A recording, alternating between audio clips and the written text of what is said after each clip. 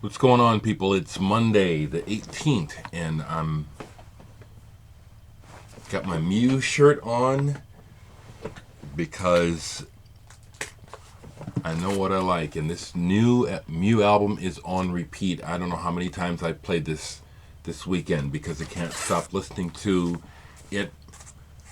I love when music hits me like this, when something really connects, and I just can hear it over and over again. And every time something more comes through, or the sweet spots that I've connected with keep, every time I hear them, it's good. It's a sweetness. This album is excellent. Mew are one of my favorite bands, and it's hard to put into words exactly what all the elements are of what they do musically that strike me so deeply. But one thing that I can identify, because it kept coming up yesterday, is as I listen to the songs, I find myself singing out loud. And that's a wonderful quality when a song has a melody or a song-like quality so strong that it makes you want to sing. And I listen to a lot of music, and a lot of music doesn't have this effect on me. Jonas's voice, as well as the melody, the way that the band writes melodies, makes me want to sing them.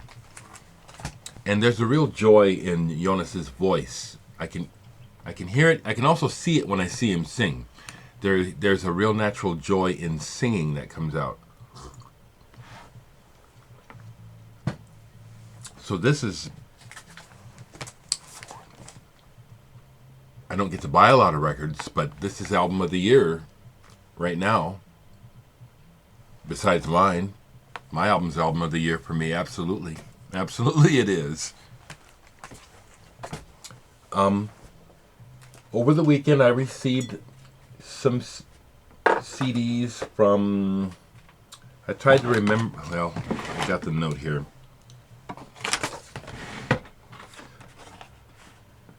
Here are a few CDs from my label. Hope you enjoy them. The fellow named John, and he sent me some CDRs plus a flexi disc, which thanks for sending me some vinyl, because I have said it many times, CDs don't excite me.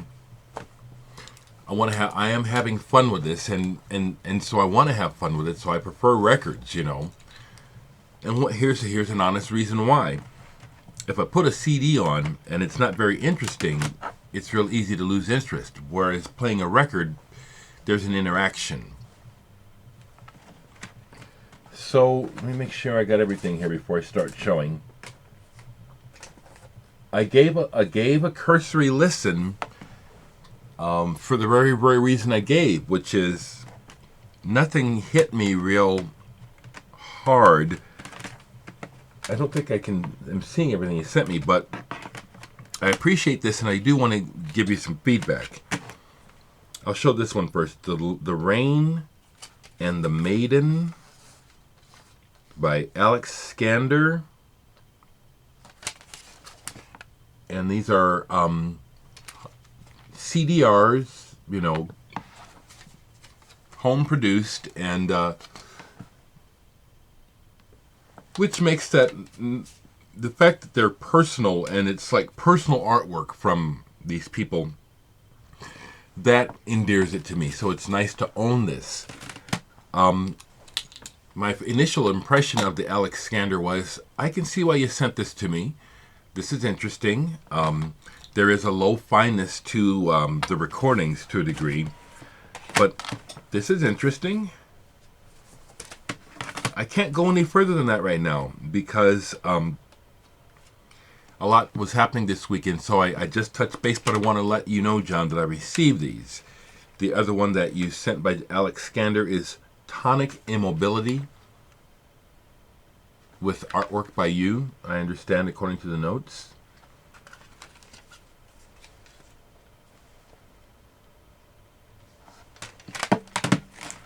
And the other one that you sent me two more. One of them I listened to, I'm not seeing it right now.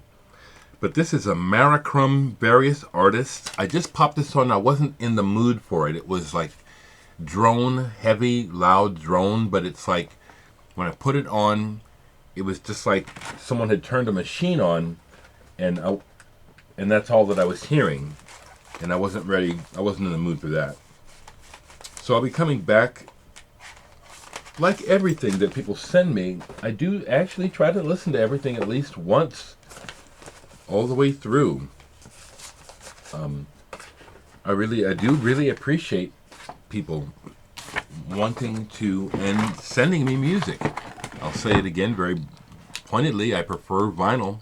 So John, thanks for throwing this in, this Opeth flexi disc that people got when they saw them on tour, on the Heritage Tour, which I did not see.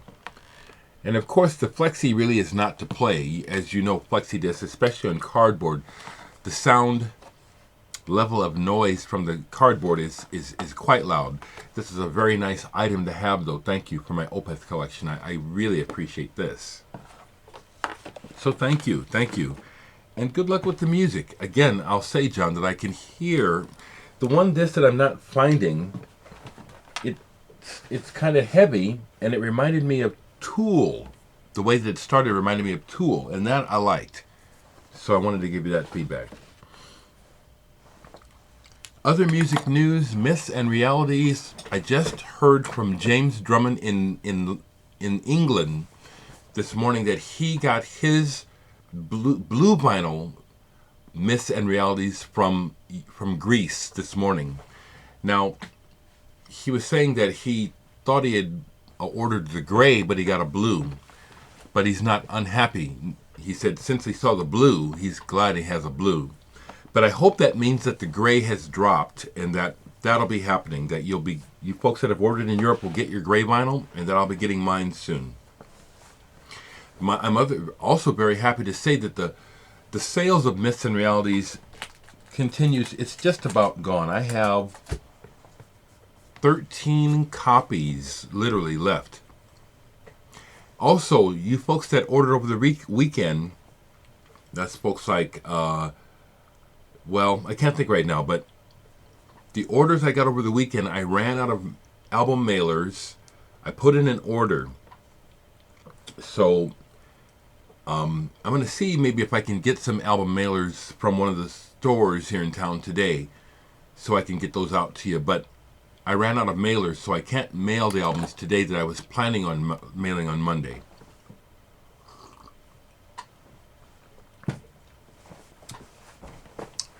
Another quick, neat story. Over the weekend, I got a call from Jesse from Hip Stop Records saying that he had a customer in from Lincoln who wanted the album. I told Jesse I needed to stop down to the store, and I would. I don't know if I'd catch the customer, so I told him where the customer could find a copy at Almost Music. Ended up going down, and as I'm walking in, this person's walking out. I don't know who it is. So when I get into the store, Jesse says, "Oh, that guy just left." So he goes and get him. And the record I had brought down for the store, he just bought. So I didn't even get into the store, and it was sold. Very pleased with the response. Very pleased. Very, very, very pleased. It's almost gone, folks, so grab it, and it's great, Okay, so when I went to Almost Music, I went to Hip Stop, then I went to Almost Music yesterday just to say hello and see what else was in the store because I have credit.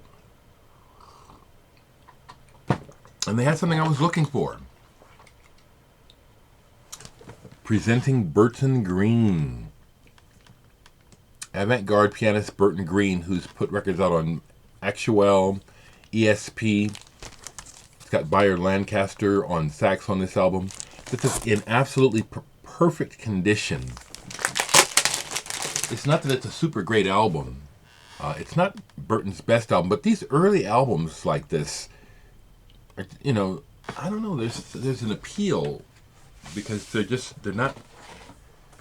You don't see them on the shelves all the time, and look at that. Beautiful. It's in absolutely immaculate condition. It is a good album. You can hear where Burton is still, in my opinion, finding his way with what he's doing as far as being a composer and an improviser on this album. But it's mostly really pretty solid. There are what I consider weak points. But this is cool. This is great. So this I picked up yesterday from Almost Music.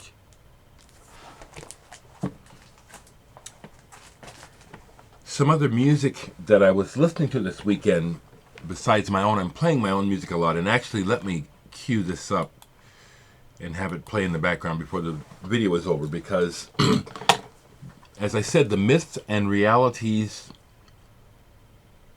release has got me to go back and listen anew to a bunch of my old stuff, and I'm starting to make new versions of this old stuff, you know, which for a long time I just thought I was going to just leave it, but I've been kind of invigorated to. So let me put one of those on in the background, if I may, if my computer will allow me. Hopefully my main computer I'll be getting some news about that being fixed today. It's been slowly being fixed over the last weekend. No, here it is, song we're doing.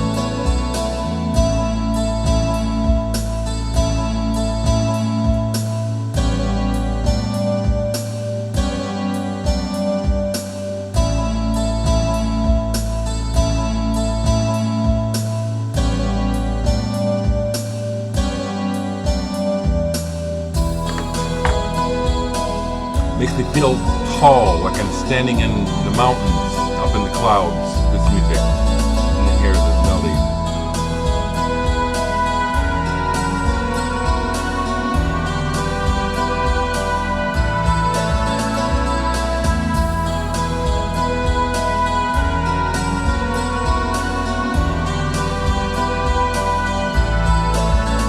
This is the music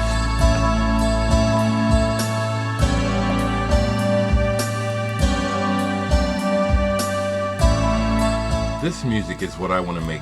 This has the blues that I want to express is in this music. The feeling of longing, of something, hope, you know, slight melancholy with hope.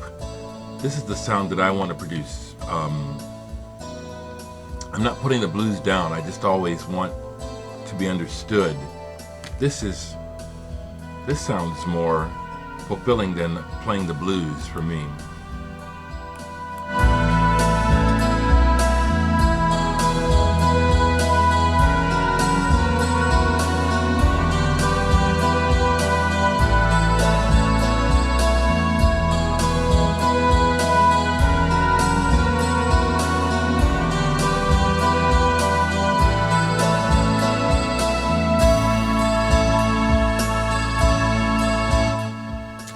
Share that I'm really pleased that when I listen to my songs and it's like in a list of other music and another artist comes on, that the flow is there. It's like, it's not like, oh, I was just now listening to a homemade recording of me and now I'm listening to a real recording.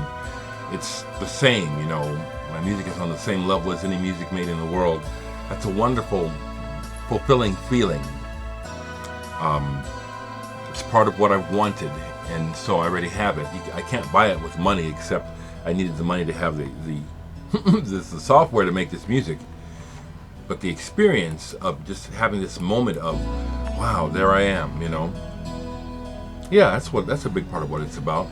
With that in mind, let me just keep riffing on what's going on. So in my last video, interesting comments, and the video before that, interesting comments. One of the comments that I'd made, let me keep playing my own music so that we don't have to worry about the copyright police.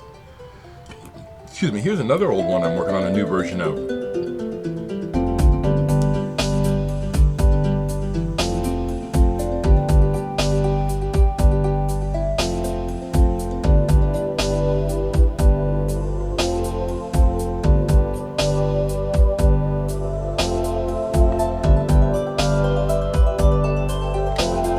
This is where I want to be, not in a dingy old. That's what the blues make me think of, as bars and dingy places and trying to pick up women, you know. And that ain't my life.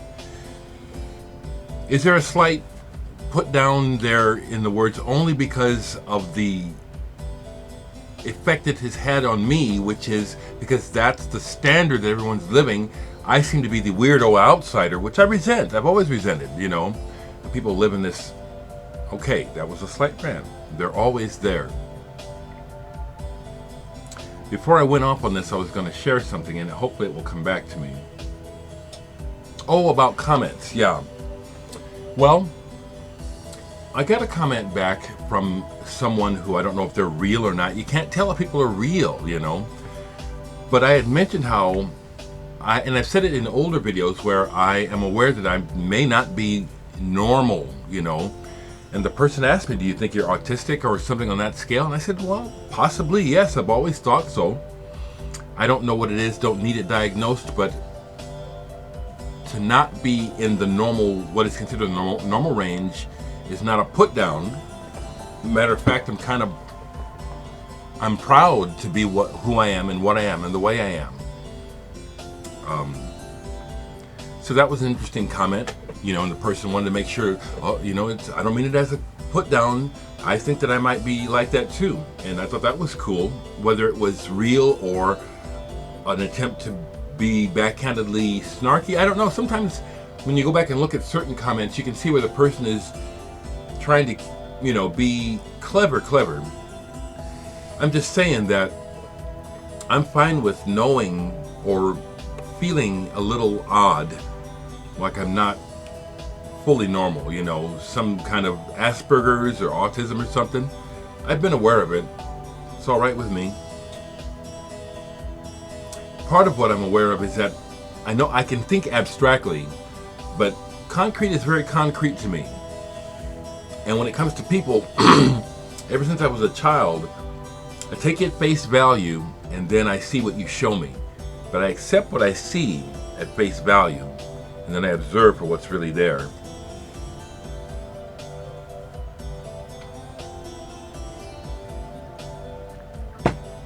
I'll talk a little bit more about music, but I'm going to keep ripping like I'm doing because this is how I do.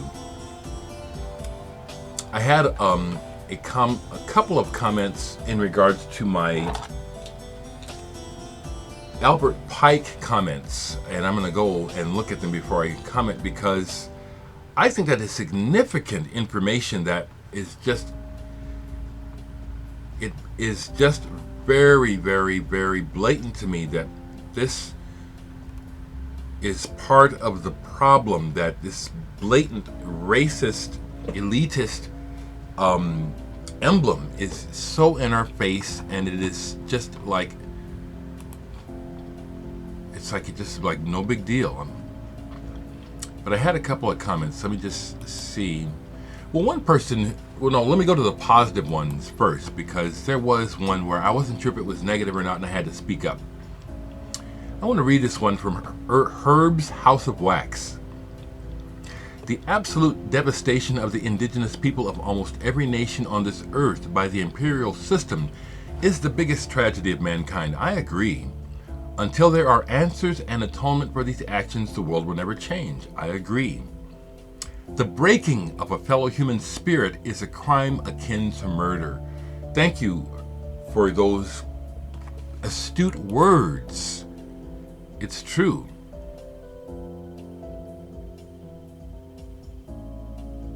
Here's one where the person's asking, Lee Johnson, he says, well, how to deal with people who don't like me?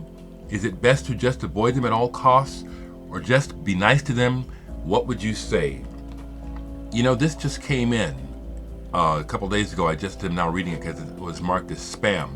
I'm going to answer this. What would I do? I'll tell you what I do. first off, I understand that the person is not in charge of me. And it's taken me a long time to understand that because we live in the mind, and we're not aware of it, when people say something or direct something at you, it just hits you and you just deal with it, as opposed to saying, wait a minute. So I'm at the point now where I immediately understand people who are unkind have an issue. Something's not right, and it's generally not me, okay? What I found, again, over the years is that when a person can get caught off guard, or when your self-esteem is delicate, like mine has been in the past, and how a lot of ours are, people can catch you and take advantage of that because you're not sure how you feel about yourself. So then they'll tell you something to make you feel a certain way.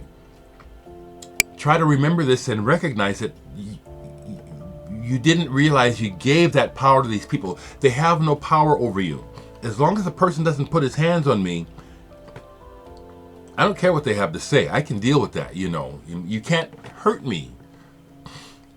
You can try to hurt me with your words, but I see, this is what I'm trying to share with you, Lee.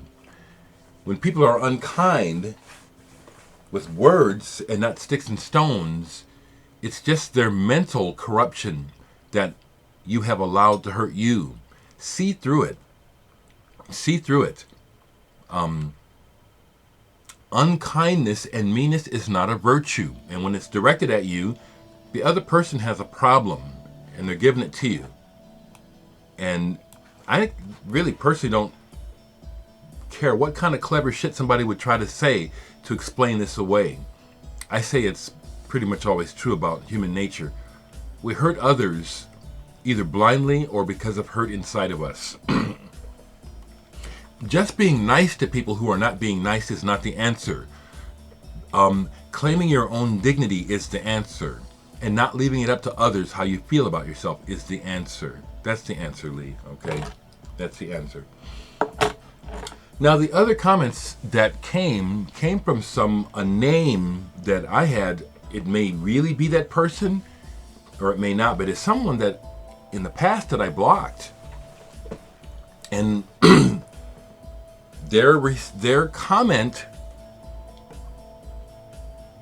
was why I had blocked them in the past, or this kind of comment. Let me explain. So in response to my rant about racism in America and Albert Pike, fellow VC member Fear No Arts made a comment that he was embarrassed and ashamed to be an American. Well, this other person, Smart Dave, pipes in and the tone of the comment seemed angry, and it was aiming anger at Fear No Arts because of Fear No Arts' comment. You know, and Smart Dave is saying, well, like, something to the effect, well, you got a lot more to be ashamed of if you don't know your history, or something to that effect. And my response was, this is just what we don't need. This is ridiculous to be squabbling amongst each other. This is not wise. And that's, in so many words, that's what I said. It's like, I can't believe this. You're going to come here and squabble with someone else about what they said, when all we need to be doing is trying to be finding out ways to be standing together.